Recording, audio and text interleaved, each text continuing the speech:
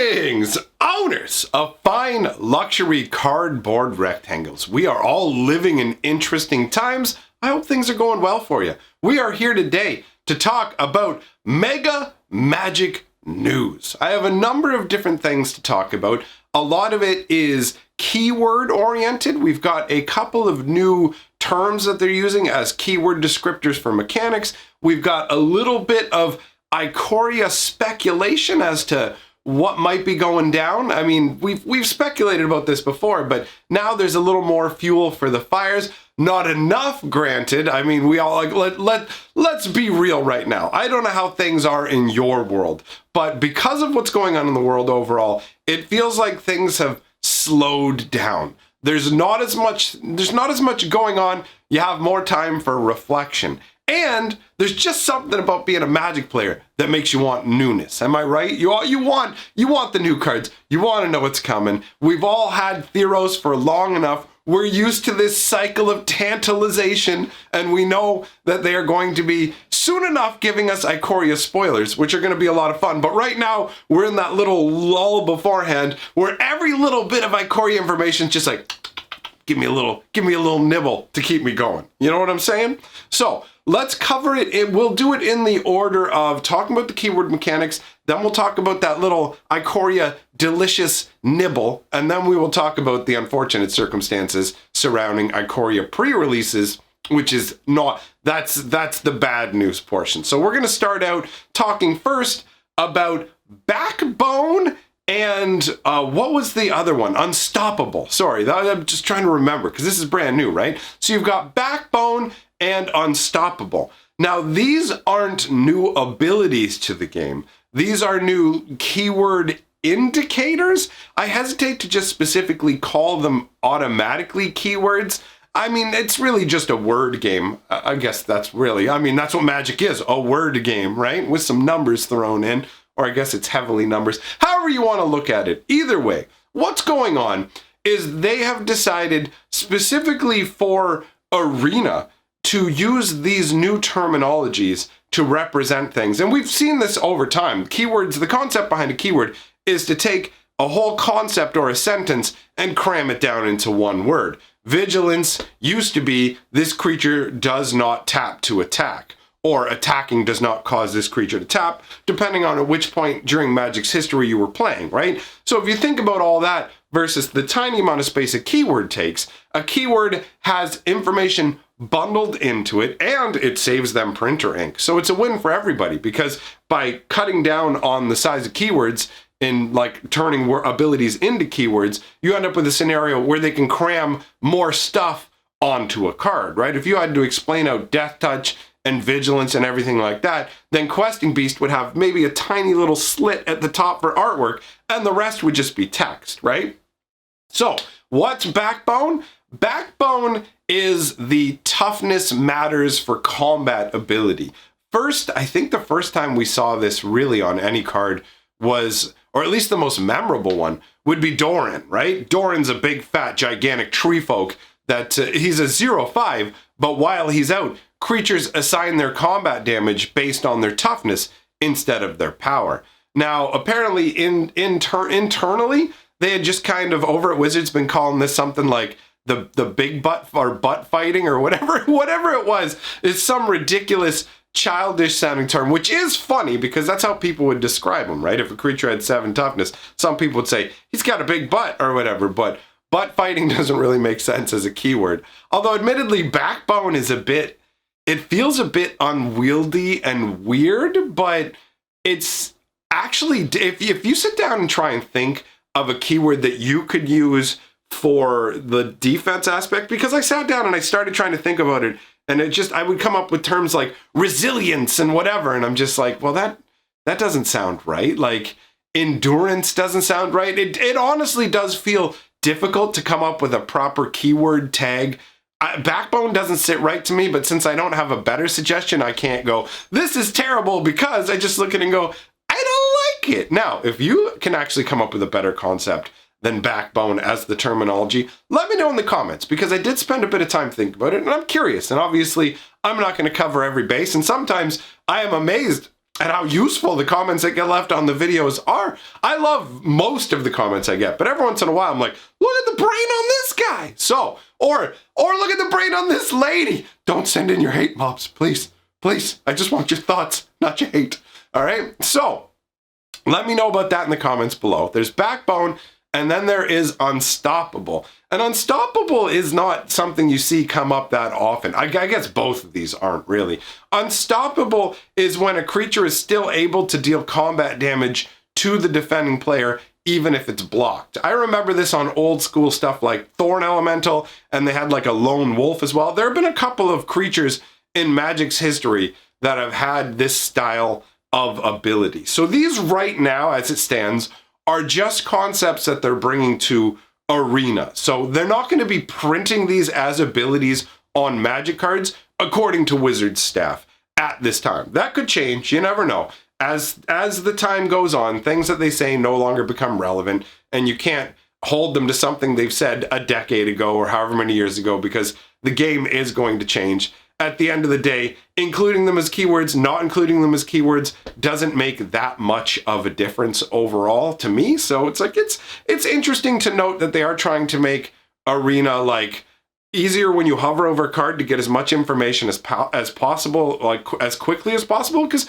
Magic can be a complex game, and Arena does put that time pressure on you. I know, because my lady just started playing Arena, and there'll be times where she's asking me questions, but she's in a game, so it's like time sensitive, gotta get her the information.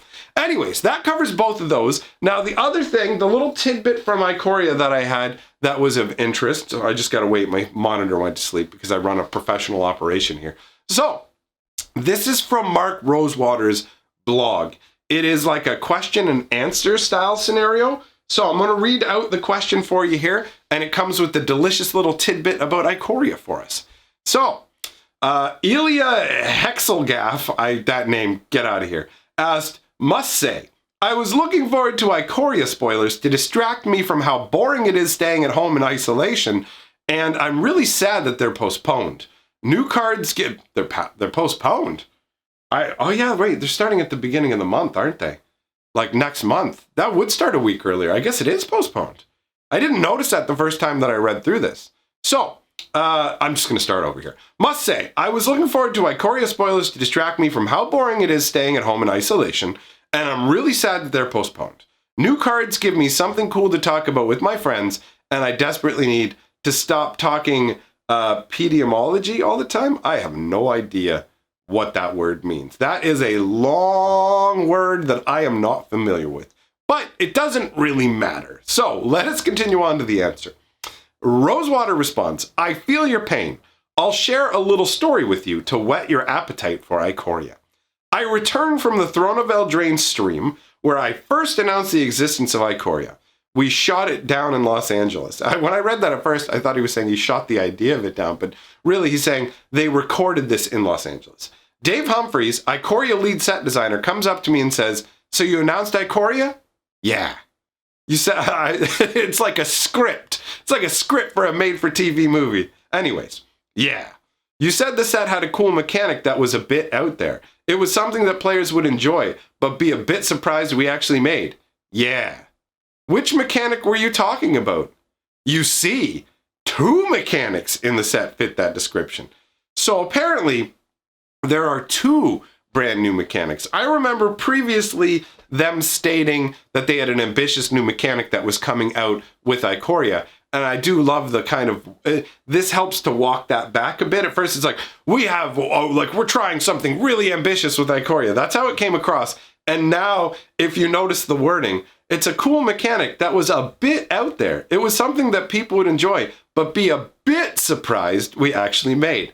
So expectations may be being tempered a little more here, but either way, that means we're getting two new mechanics, and that's exciting. I mean, too much of the evergreen mechanic stuff, you know, what are you gonna do? It gets kind of dull. So mixing in some more stuff is always welcome. I'm looking forward to Ikoria, and speaking of Ikoria, that's the last bit of news that we're gonna cover, is that the Ikoria pre-releases are in a lot of trouble in regards to essentially not really being traditional pre-releases, right? I mean, from the most technical standpoint you can take, A pre-release is just that, something that comes out early ahead of time.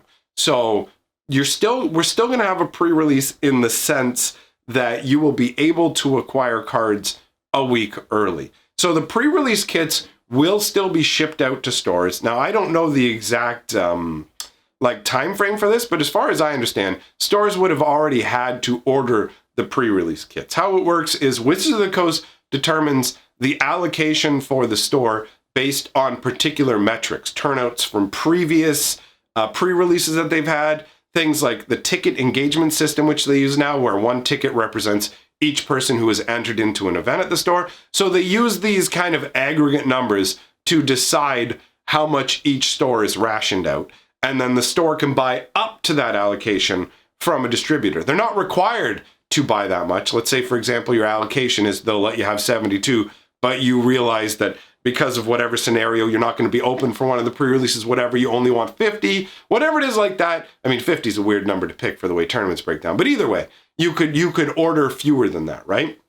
So I think they had to order a certain amount of time out, and they're most likely locked in for those orders. Now, one of the upsides about it, I mean, pre-release kits pretty much always sell. There are always people who want to come up after the pre-release or during the pre-release and ask, can I buy the pre-release kits? It happens without fail at like every pre-release, with even some of the same people asking each time, just hoping maybe this time they'll change.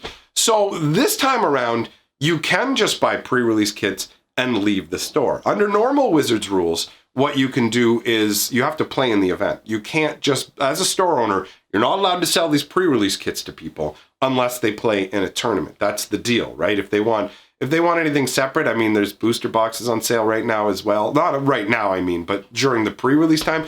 It is kind of weird the way they've blurred the entire concept of pre-release. It used to be just straight up, you can get a pre-release kit. We don't sell anything else at this point. Then they started including a few Planeswalker decks where they're like, okay, we'll have a little bit of Planeswalker decks available for sale at pre-release too. And then they started going, you can sell a certain amount of boxes at pre-release, which really just changes it to release. Like, if they have all these boxes available for sale, and sure, they don't have an unlimited amount, but they have a bunch of boxes for sales, decks, they've got the pre-release kits. So it no longer really felt like a release in the same way, or a pre-release, I should say, in the same way, except for the pre-release kits. They still felt like a pre-release because you're going out there, you get your 6 boosters, you play, you have an interesting experience with everybody being on the same level, and it's your first taste of the set. So you're hyped, and sometimes you crack the exact cards that you want to get, or some big money card, and you're like, yeah, and you run around and show everybody, right?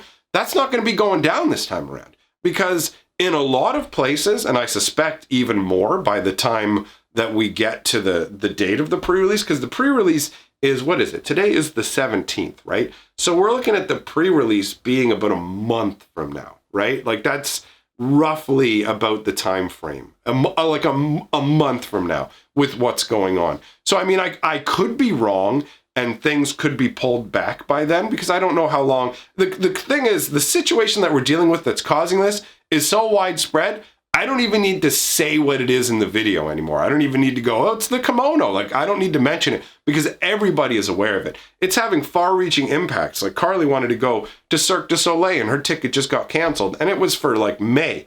So we're seeing all this cancellation, all this ripple-out kind of effect on top of governments in different areas saying, like, okay, all these types of businesses need to close. Okay, limit gatherings to this size. In some places, it's you can't have gatherings of 100. In some places, it's 50. In some places, it's you got to keep it to 10 or less, right? When you get to that level where it's 10 or less, you can't have a pre-release. Most shops aren't going to be able to have a pre-release under those circumstances, right? Like 10 people, under 10 people at a pre-release, that's like the last pre-release on a Sunday. Where like the evening Sunday pre-release, where everybody is already pre-released out from going to multiple places and playing like Friday night, Saturday morning, Saturday afternoon, Saturday evening, Sunday morning, Sunday afternoon, and you're finally at Sunday evening. So you've done so many different pre-releases, and that's when you would have the number of people. Like it's going to be stores, just if they have a pre-release, you're only going to be able to have a couple people come in. You're going to have to turn everyone else away. And there are already stores in my part of the world where they've legit said, we've closed off all the gaming space, we've canceled all our events, we're still selling singles, but you have to like basically contact us in the shop. We'll meet you at the door and give you the cards kind of deal. That's the scenario we're seeing even in LGSs in this area. And we've got a month, which is not that much time from now till then, from when the pre-release is actually supposed to happen. So anybody who's prepaid for a pre-release will be able to get their pre-release kit. You may or may not be able to go into the shop the day of. I mean, kudos to Wizards for, even before it got to this point, they already announced they were going to change how the Ikoria pre-release worked and that people could come in and actually pick up the decks and just take them home. You could do your own like home pre-release using the WPN kind of reporting website on the, not website, but phone app, right? So them doing that was cool. Them also taking the pressure off of LGS is saying, look, we're going to change how we do the tickets and everything for now. They're not going to hold a lack of attendance against any of the stores, which is great news as well. But there is also, on the other hand, the fact that Wizards will still, of course, start the arena action with Ikoria a day before the regular pre-releases would even happen. So this is going to accelerate that process of arena kind of plucking physical players away from the game store, maybe never to return, because arena's got a lot of conveniences to it. And honestly, I'm a fan of arena. While I don't like what Wizards is doing with arena in the way it affects LGSs, I still like arena and use it a lot. So it's a solid product. What are you going to do?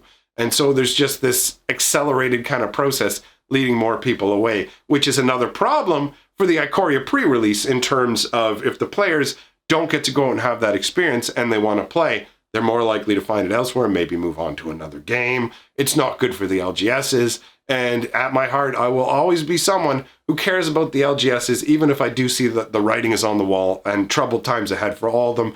It's just, this is accelerating the pace, and it's not the greatest. But that covers everything I wanted to talk about in the video.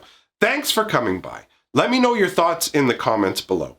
Big shout out to my patrons and channel members for supporting me and my ridiculous rambling ways. I do enjoy feeling free to carry on in terms of video creation in the way I choose to, so thank you very much for supporting that. I appreciate everybody coming by, and I will see all of you, my friends, very soon. Make sure to like the video and subscribe and share it around if you want to do those good things, but I'm getting on up out of here.